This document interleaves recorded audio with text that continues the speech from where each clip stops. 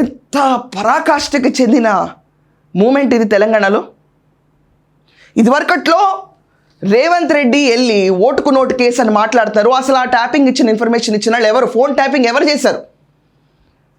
2018 ఎన్నికల్లో 2023 ఎన్నికల ముందు అదర్ పార్టీస్కి డబ్బు కూడా అందనీయకుండా ప్రతి చోట ట్రాక్ చేసి పట్టుకున్న సిబ్బంది ఎలా వచ్చింది ఇన్ఫర్మేషన్ వీళ్ళకి?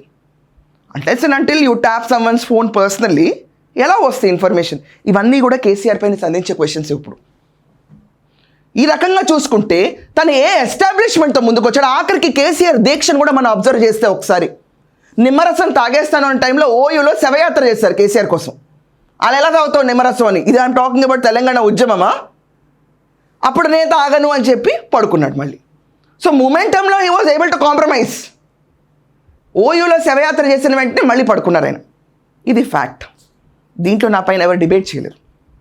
తప్పుందా దీంట్లో? సో స్ఫూర్తికర్త కానే కాదు. సోనియా గాంధీతో వెళ్ళి తనతో నేను కలుస్తాను అని చెప్పి తెలంగాణ ఇవ్వని మభ్యపెట్టి వాళ్ళ ఇంటికి వెళ్ళి ఫోటోలు దిగి తర్వాత నువ్వు లేదు పక్కకు పో అని చెప్పి ఇక్కడ నమ్మించి just because there is no alternative in Telangana కూర్చుని 10 ఏళ్ల పాటు ఈ పార్టీ దున్నేసింది. టీఆర్ఎస్ గ్రాఫే చెప్తుంది కిందకు పడిపోవటం. ఎప్పుడు హెచ్చులో ఉండాలి తప్ప మనకి దిగువ పరిస్థితికి వచ్చిన గ్రాఫ్ పర్టికులర్గా చూడాలంటే బీఆర్ఎస్ పార్టీది. ఇన్ని వేల కోట్ల ఎలక్ట్రల్ బాండ్స్ ఒక పార్టీకి రావటం సడన్గా అన్నది ఒక డిస్మిసింగ్ నోట్ కానే కాదు.